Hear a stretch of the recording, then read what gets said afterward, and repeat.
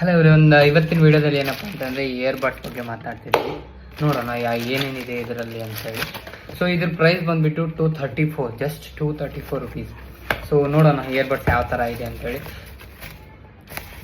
Open ಮಾಡಿದ ತಕ್ಷಣ ಇದೊಂದು ಕವರ್ ಬರುತ್ತೆ ಆ್ಯಂಡ್ ನೆಕ್ಸ್ಟ್ ಇದೊಂದು ಬಾಕ್ಸ್ ಬರುತ್ತೆ. ಓಪನ್ ಮಾಡಿ ನೋಡೋಣ. ಇದರೊಳಗಡೆ ಟೈಪ್ ಸಿ ಚಾರ್ಜರ್ಸ್ ಇರುತ್ತೆ ನಿಮಗೆ. ನೆಕ್ಸ್ಟ್ ಬಂದರೆ ಕೇಸ್ ಆ್ಯಂಡ್ ಇಯರ್ಬಡ್ಸ್. ಸೊ ಇದ್ರ ಕೆಳಗಡೆ ಸಿಪಿನ್ ಚಾರ್ಜರ್ ಬರುತ್ತೆ, ಚೆನ್ನಾಗಿದೆ.